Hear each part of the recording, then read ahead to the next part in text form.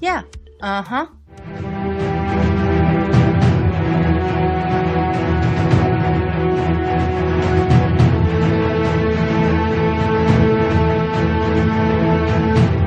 Because I feel like we should do some quick hit type. But you wanted to get episodes. this down on wax, right? That's right. Yeah. When it's fresh in our minds, I'm not worried about writing notes and trying to discern which act, I just love that you call it wax. Yeah, showing my age there. No, it's cool. Yeah. You show you're cool there.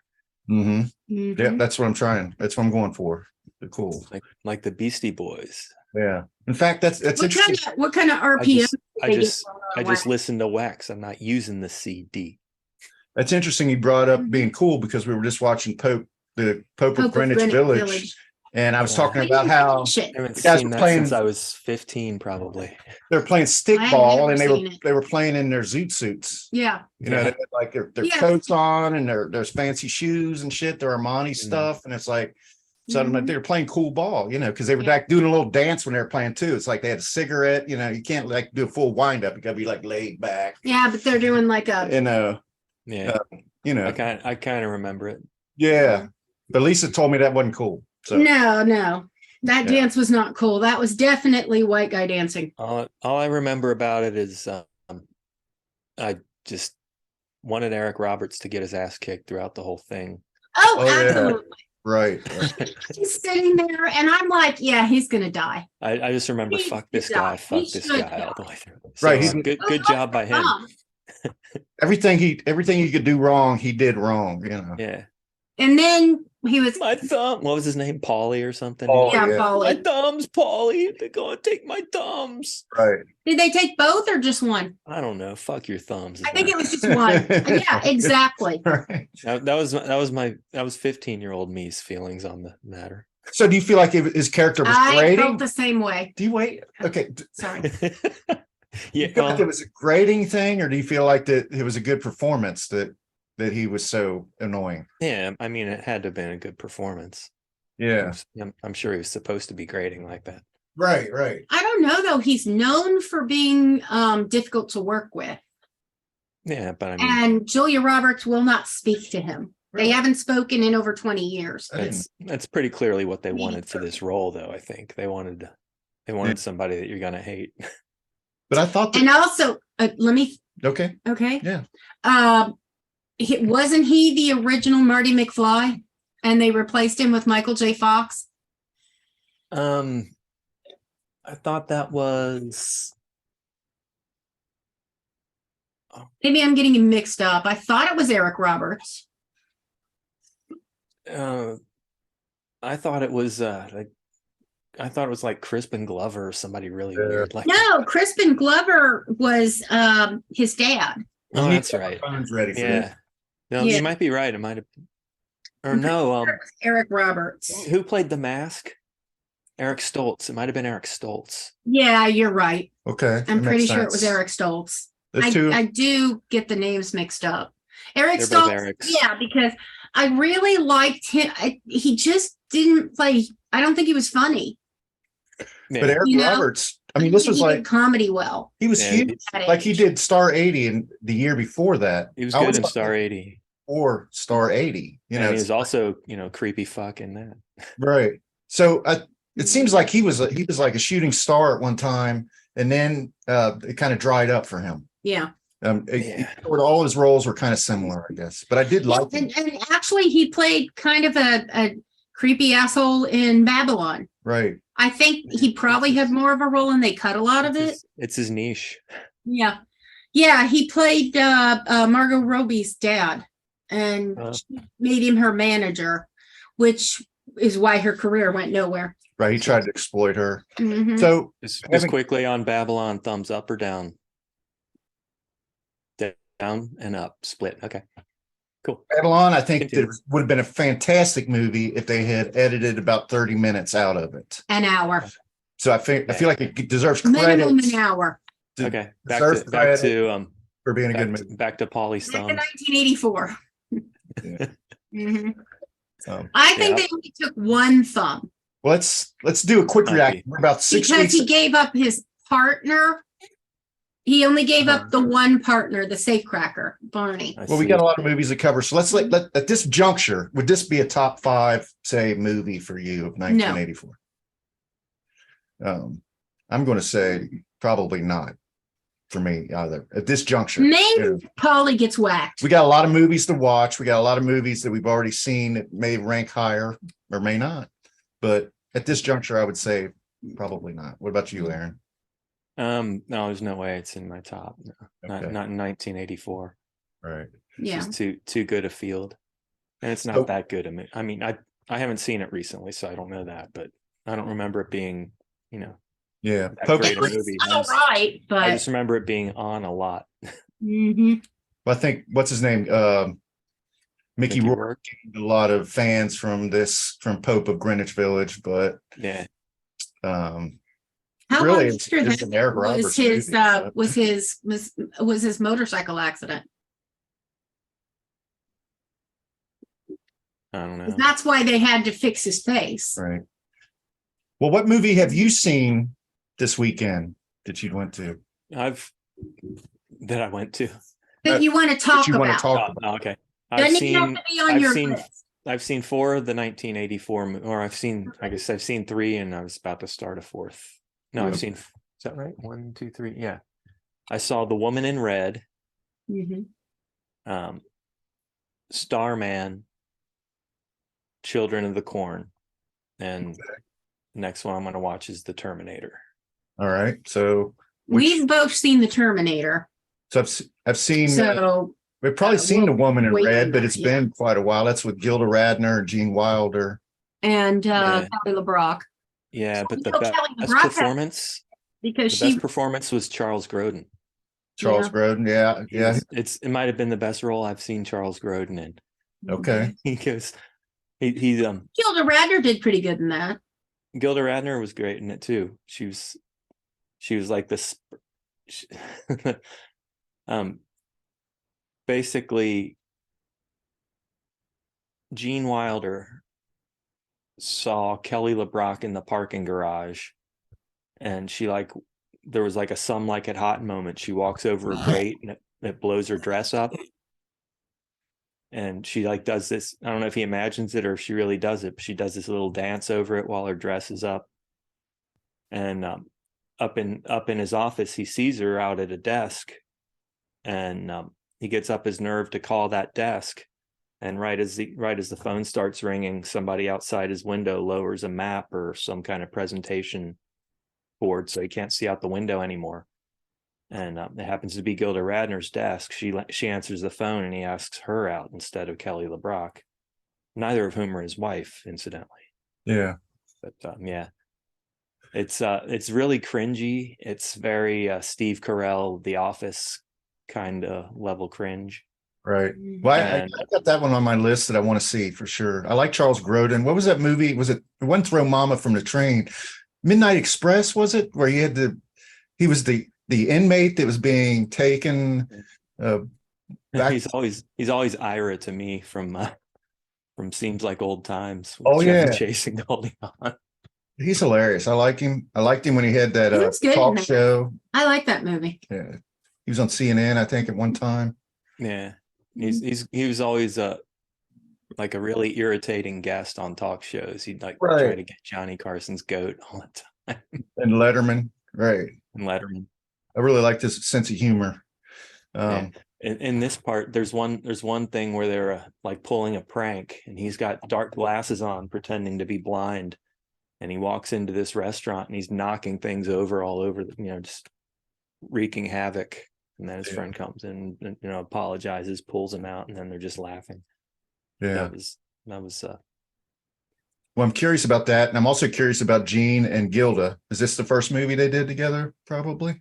They became husband and wife eventually. I don't know. I didn't research it. I think they were probably already married at this time, though. They may have been.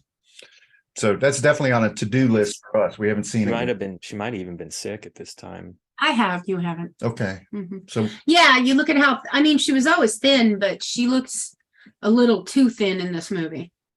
She only lived like another 2 years. Yeah. Okay. So another movie we saw this weekend was Country. Again, our movies of 1984. That's what Jessica Lange said that one's on YouTube. Yeah, Sam Shepard.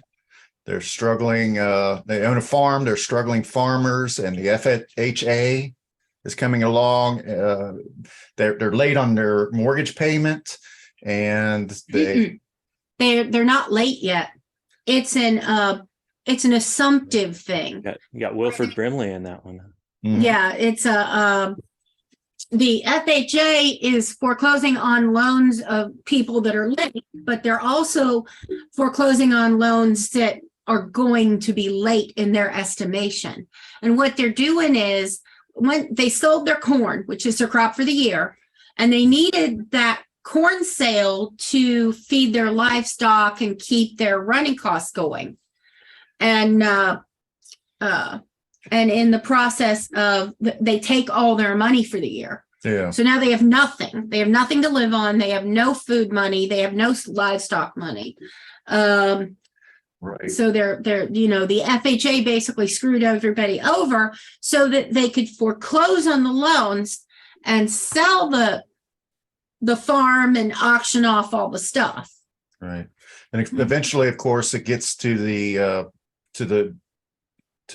father, and there's an incident of violence, domestic violence that becomes a big obstacle in their marriage, where he actually hits his son, and his son has to forgive him before he can come back. I thought it was a good movie, but it was like a little memey, I thought it was, like a lot of, it was really a really good movie that engaged you, but I just felt like it was a little memey, but I thought it was curious that it was like 2 years before Farm Aid. And I wondered. I thought Farm Aid was in 85. Yes, this was 80. Well, 1 year before Farm Aid. Yeah. Mind you, it was made in 83 and released. Sally Field movie. She's about to lose her farm too, right? She's like a widow with a couple kids. Places in the Heart. Yeah. Did she win an Oscar for that? She might have. I think so. I think that's what she won the Oscar for. It probably depends on the style of her perm. What do you think? For 1984. It'd be difficult to outdo Jessica Lange's perm. This was set way earlier. This was not about like the FHA. Right. Her husband dies. She takes in a boarder, but she just can't, a blind boarder, but she can't afford to keep the farm going. And no one believes that she can do it. Is Wilford Brimley the blind boarder? No, it's he's a grandpa, of course. The guy that everybody goes into his brain in the other movie. Herman's Head? No, the other one. No, that's a TV show. And they crawl through this hole in a closet and they end up in the brain of what's the boarder's name? I don't Malkovich. Oh, John Malkovich. John Malkovich. Okay. Yeah. John Malkovich. Yeah. Okay. Yeah. Now I'm on the trolley. We didn't mention it during our Pope of Greenwich Village. Yeah, that trolley's off the tracks. But the perm is a recurring theme in a lot of these movies. The perm going up. There were unfortunate perms in that era. It was the year of the perm. Kelly LeBrock had a perm. Gene Wilder's hair was straightened for a minute in one scene. Yeah. Well, we should remember that to be interesting. It was funny. I have to watch that again because I don't remember that. But that could easily be the name of an award that we could concoct here. Is the perm, at least for this year. Yeah. So what was one? Go ahead, Aaron. Should come up with something instead of the Felix for this one, or if we could find a curly-headed Tony Randall. Oh, that would be quite the find, I think.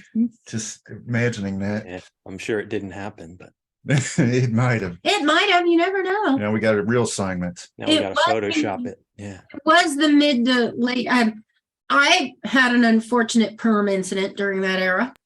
I know we could find a Mike Brady. Yeah. Yeah. Put Mike Brady's hair on him. Right. Oh yeah, we could call it the Mike Brady or the Brady. Yeah, but Mike Brady was done by 84, though. Really. Yeah. It kind of came back for them. That's true. Yeah.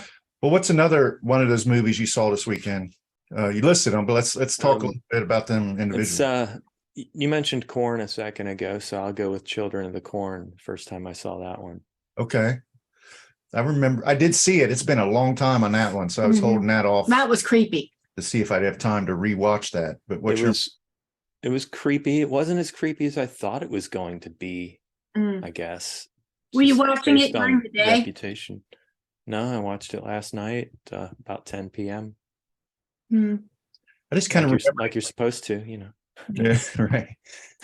I kind of remember the kids coming in and grabbing her and putting her on a cross and carrying her across. Yeah. I remember that part. Yeah. Yeah. The little kid that was the leader of them all, Malachi, was really creepy. Right. But I think the kid might have been growing throughout the course of shooting. He seemed older by the end of it. I don't know if that was by design or makeup or anything, or if it's just, you know, that kind of happens sometimes. Right. How long it took to make the movie may have been represented there. It's not like it's like over the course of pretty much a day that the events of the movie are happening. That's interesting. Yeah. It's a Stephen King, right? Yeah, it's a Stephen King. It takes place in Nebraska, and I haven't found anything nice yet to say about Nebraska. Yeah, I saw that in your comments. Yeah, well, Nebraska. It's pretty much corn and highways. Yeah. It's one of the less populated states. It's barely above the water table. There's you're always driving on like wet sand, and all these like strip malls, the parking lots are always under 3-4 inches of water. People are just driving through it like it's an everyday thing. Well, let's rewind a little bit. I forgot to ask for the last one, country. Would that have been a top 5 for the panel here at this juncture? I haven't seen it, so no. Okay. I would say no. To me, it's kind of a little bit. It was good, but a little predictable. Yeah, it was good, a little predictable. So. But back then, it would have been new. Yeah, it was social commentary. That's what I'm allowing. I'm allowing for a lot of movies that come since then. It may render that seemingly new, right. But but then Children of the Corn. At this point in time, I wouldn't put that in my top 5 either. No way, no.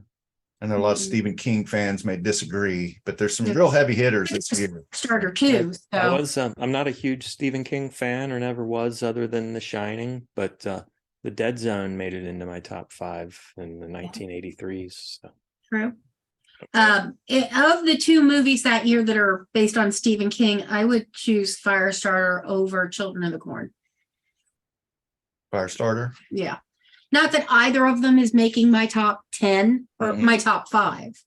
Firestarter might make my top 10. Yeah. Because I really did like the movie, and I was moved by it, and I love the end. But it's not going to make my top 5 for sure. Well, okay, so you talk about late at night movies. Lisa and I talked about this, and there were movies that we kind of said, well, it's okay if you go ahead and watch this without me. This one we want to watch together. But I kind of went rogue last night, and I watched The Cotton Club by myself, and I don't believe it. Lisa's fine with that. Yeah, I don't think you would have liked it to begin with. No, Aaron, I know seen it. I've seen it. Oh, no, I haven't seen it yet. I got bored and fell asleep. Okay.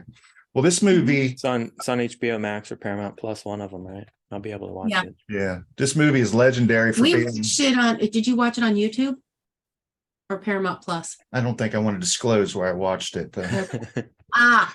On record, but it's a very famous movie for all the activity that went on behind the scenes. Apparently, there was a deal that happened that went down, and there was a murder that took place in real life that's associated with the Cotton Club. It was a total bomb. It was supposed to be a very, Godfather type. It's Francis Ford Coppola, right?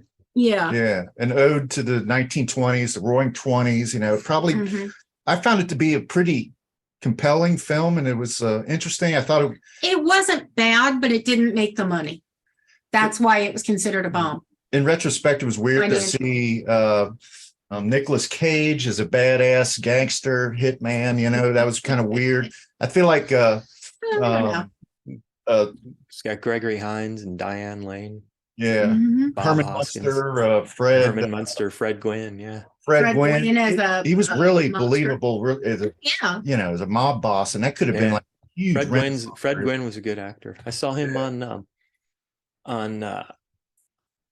Dick Cavett not too long ago. Yeah, it was a good one if you ever see that one come around. Yeah, I want to check. I do like Fred Gwynn. I loved him in My Cousin Vinny, but this could have been like a real renaissance for him. Yeah, he was old and salty, man. It was good. Right. Yeah. In the interview, you mean? Yeah. Yeah, in the interview. In our Fred Gwynn discussion, one of the things that I do at work is when somebody says, "Can I ask you a question?" I say Herman Munster, because eventually that's going to be the right answer. Mm-hmm. I do it every time. No one laughs anymore. I have to admit, just like you. I liked some of the singing and dancing in it, but I felt like it was a little bit forced. They were trying to make it a little too more musical than gangster, like Chicago or something, or and that was okay. And I'm sure a lot of people appreciate it. Gregory Hines is like really talented. And have you seen Chicago? No. Okay. Of course not. That explains why I made that statement. Right. So I would definitely say it's not in my top 5. They both have Richard Gere. They both, Richard Gere. Yeah, that's not my fault. I tell you what I did like. I liked the depiction of Cab Calloway as far as the musical aspects of it. That guy really nailed Cab. I've seen enough of Cab Calloway in his old age on these variety shows and stuff. Yeah, I saw that clip on Siskel and Ebert.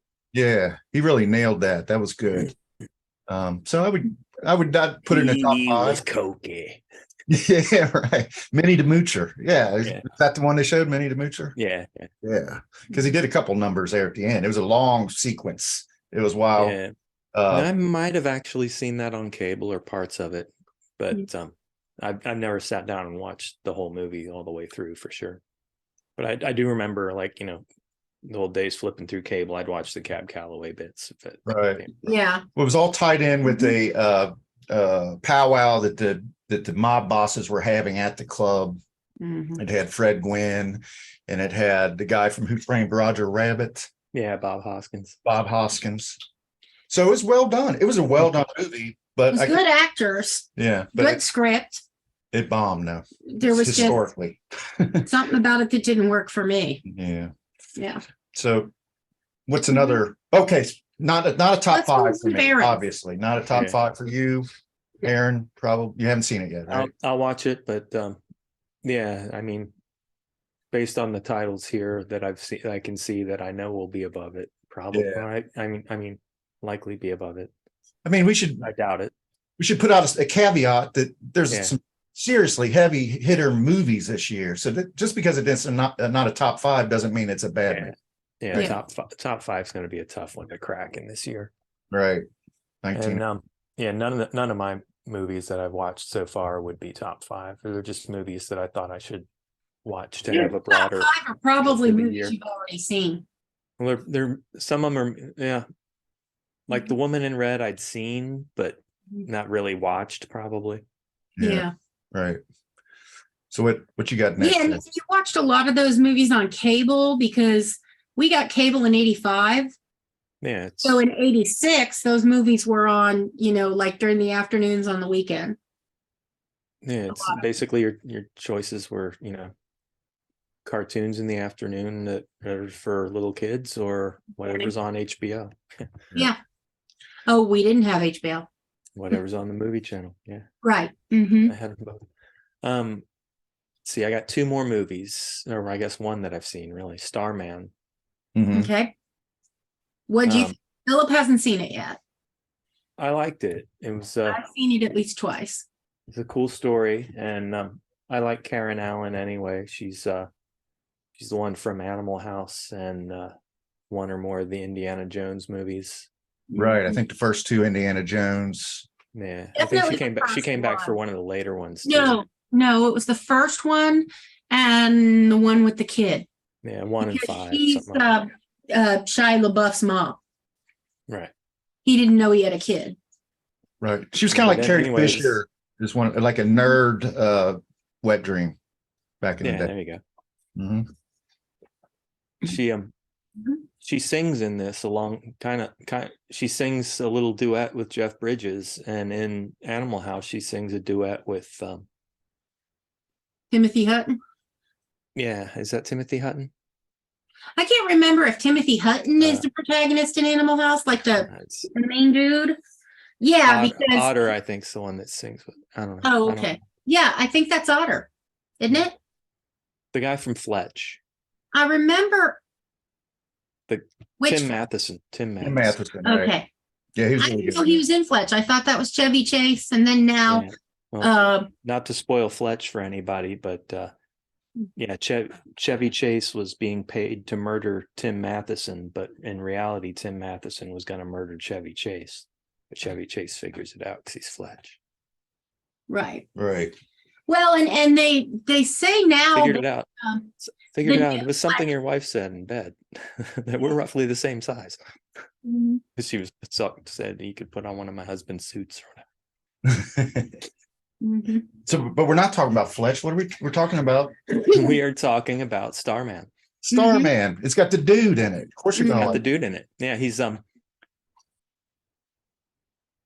flying saucer gets shot down by the Air Force, and this alien thing's kind of on the run, and Karen Allen's character is watching old videos of her husband, her dead husband or fiance, whichever it was, Jeff Bridges, and she's crying, and she's got this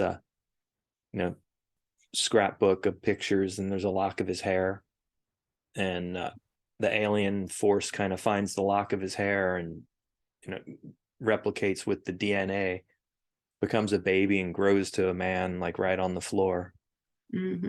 His hair's cut and he's clean shaven. Yeah. Realism. Yeah. But yeah, he just knows rudimentary English from the gold-plated LP that was sent out into space. Yeah. She's like, how much English do you know? I can greet you in many languages or something. Yeah, exactly. Seems like a plausible sci-fi scenario, really, from that time. Yeah, I like that he knew greetings, but not the whole language. Yeah, well, like he only learned a few hundred words of English from. He knew everything the Secretary General of the UN had said, and he said it with his accent, which was funny. So it was AI then, right? It was being trained. It was learning. Kind of. Yeah. No, I mean, it was. He's not artificial. I think he's alive. But he's biological. He's a biological clone. Yeah. But the clone has a finite amount of time, right? Yeah. He makes a call to the mothership or whatever, and he needs to get to Crater, Arizona, or something like that.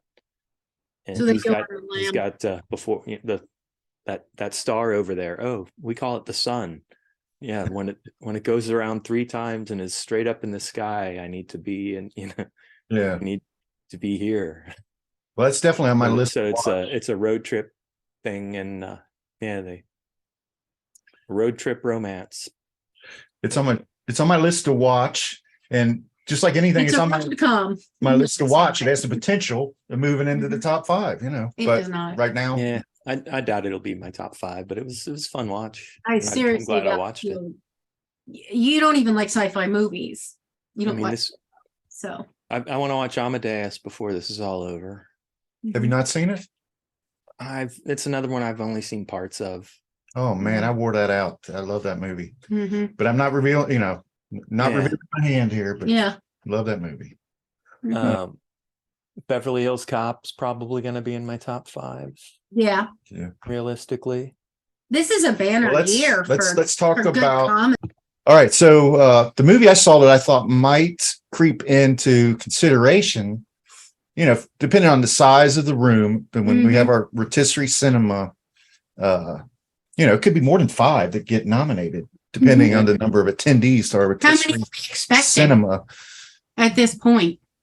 Or do we have? We don't have any expectations. We want 5 at least, right? We at least want 5. I'd like to see 10 or 12 at least. I would too. I would like to see as many as possible. If it gets to 10 or 12, Blood Simple might be one that I would put in that 10 or 12.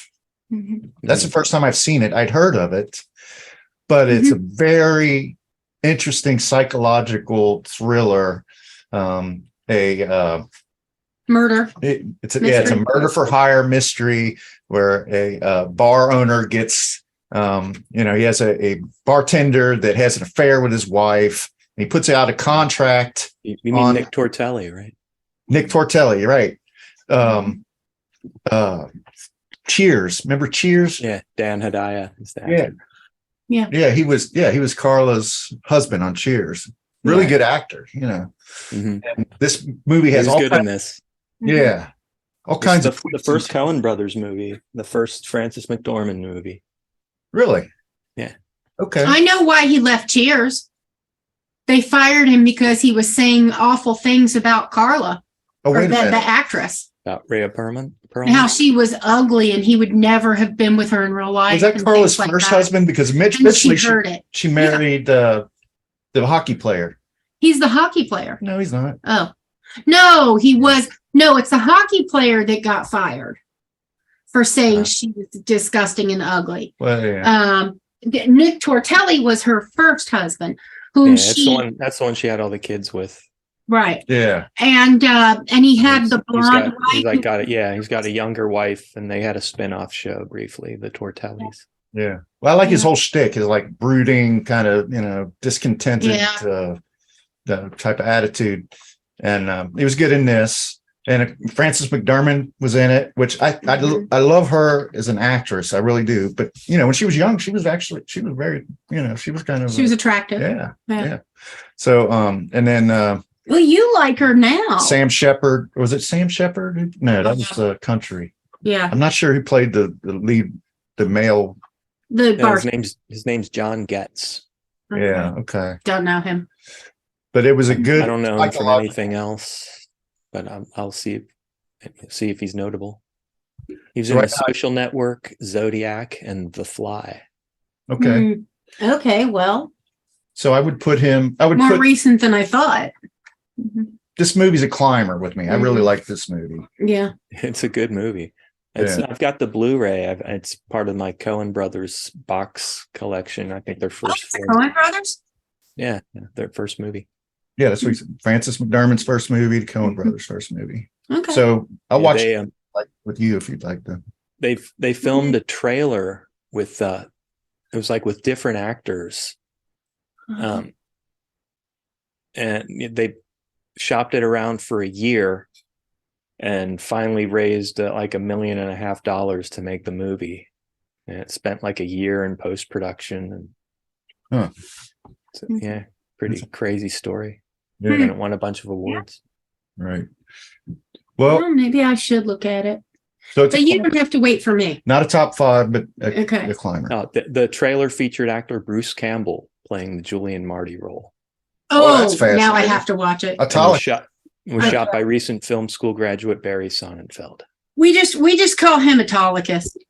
But he's not in this. He was in the trailer that. That's why he wasn't in it. The financing to make this, yeah. Even he admits he is not the best actor. Yeah, he's a pretty funny dude. I liked his series, The Adventures of Briscoe County Jr. Yeah. Oh, yeah. And I like his of course I enjoy the Dead movie. I haven't seen the Evil Dead movies yet. My sons are gonna get me to watch it. They're funny. He's got a cult. They do get me saying groovy. Mm-hmm. So what's your last movie you watched this weekend, Aaron? Well, I didn't watch it, or I should say rewatch it yet, but I will say that it wasn't, I never thought as much about it as everyone else seemed to at the time. I was never a big Arnold guy. Yeah. But the Terminator, especially with James Cameron being big still, or again, it's time to give it a rewatch. All I really remember is Are You Sarah Connor? And is this the one where he said, I'll be back? Yeah.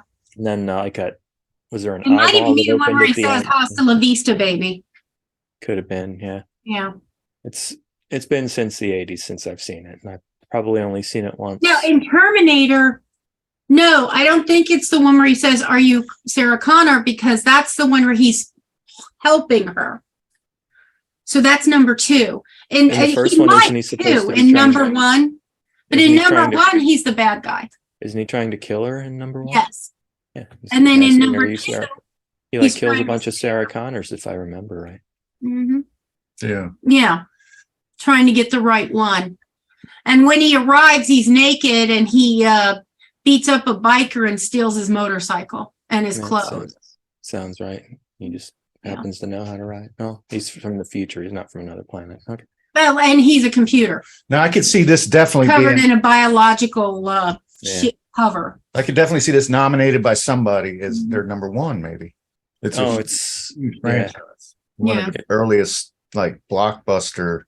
Might have been the most popular movie of that year, that or Beverly Hills Cop. Right. Yeah. And I think it deserves a lot of consideration for that. I would not put it in my top 5 based on the other candidates, but I would definitely, think it would be in my top it wouldn't 10. be far off, I mean, I enjoyed the movie. It's a romp. It's an action movie, but it wouldn't be in my top 10. it's a great popcorn movie, Yeah. Your dad loved all the violence. Oh, yeah. So many music movies in this year. Oh, yeah, I know, right? Yeah. You got Footloose. Mm-hmm. You got Stop Making Sense. Mm-hmm. You got Purple Rain. Yep. Cotton Club. Cotton Club. The Woman in Red, the soundtrack is Stevie Wonder and Dionne Warwick. Mm-hmm. You'll enjoy that part. What's that? Mm-hmm. I just call to say I love Well, Burt you. Bacharach just died, and of course Dionne Warwick did Santa Fe, I think. Mm. Do you know what it's? She did a lot of Burt Bacharach songs. Yeah. Great voice. Mm-hmm. Yeah, there was a lot of great. She knew What the World Needs Now too. I think so. Yeah. Oh, definitely. Yeah, a good point. Mm-hmm. Yeah, I don't think. Man, wow.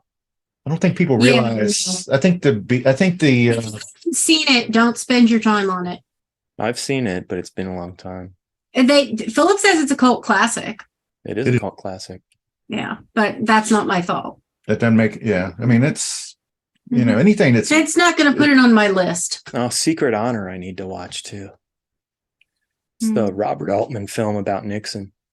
Oh yeah, that sounds about Philip Baker Hall. That's at 1 o'clock. He might have won an Oscar for that. What was that one again? Secret Honor. Yeah, it's on Criterion if you've got that, or Prime for $2.79. Got it. Or wherever you can find it. Well, we have Prime. Yeah. Yeah, but you'd have to pay for that one. Oh, okay. Right. Yeah, I don't. Yeah. Officially, we'll see. Yes, officially, you have to pay for that one. Yes. So now, go ahead.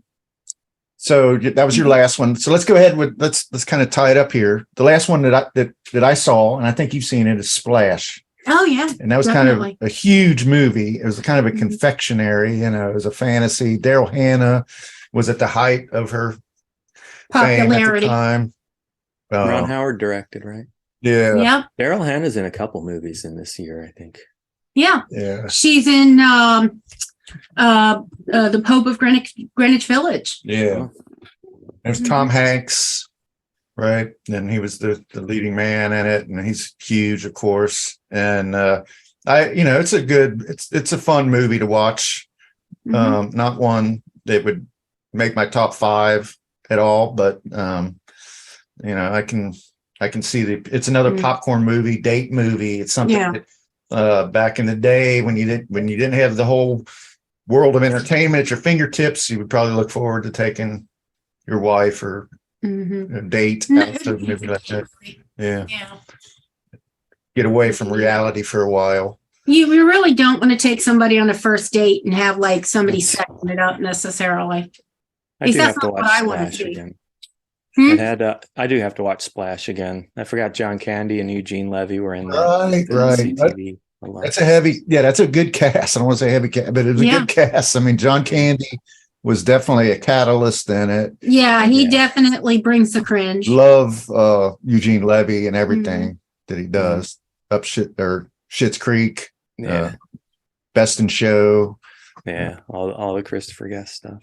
Oh yeah. What was the one? I love those movies. What was the Medea movie he was in? I love that. He was in the Steve Martin movie Bringing Down the House with Queen Latifah. That was good. Oh yeah, he was in love with Queen Latifah. Yeah, she ended up giving him cornrows at the end. Yeah. Called him, well, they ended up together as a couple. It was Yeah. Right. Kept calling her his Nubian goddess. Yeah. Those guys She was definitely, like, get away from me. they ratcheted up the appeal of this movie. I couldn't understand how was it that she had legs sometimes and then it's like wet tail. Yeah, if she got wet, she grew a tail. That's right. That's a part of the plot towards the end. Yes. Yeah. When she was dry, she had legs. When she was wet, she had a tail. Right. It was kind of like a chia pet or something like that. Yeah. And, I do want to say here.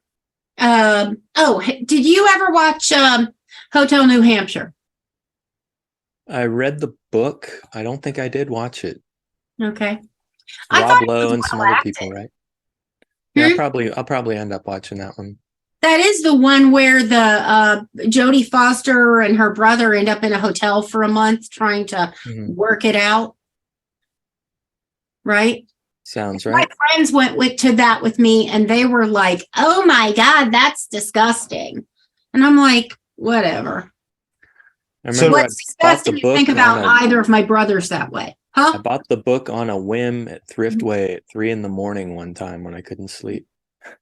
Okay. Cool beans. I was like, it had to be in the 80s. And then it put you to sleep? Eventually, probably. Sleep? Yeah. Either that or it whiled away the hours till the daylight came. One or the other. Yeah, I didn't sleep last night until like 7:30. So then I got up at 10. There we had like 9 movies that are going to be in this pool of movies for Rotisserie Cinema. We're going to have a big show in 4 to 6 weeks where we and our guests will nominate a best movie of 1984, and it'll be fluid. It'll be based on not critics, just what you like. For those that are familiar with fantasy or rotisserie sports, we'll use a scoring system like that to come up. Aaron will explain the rules at the time of the show, but generally speaking, we'll come up with a nominee as the best movie of 1984. We have social. Twitter. Yeah, pod. Instagram. Yeah, pod. Facebook. Yeah, pod. Website. www.YEAH-UH-HUH.com. So let us know. Hit us back. Have a great week.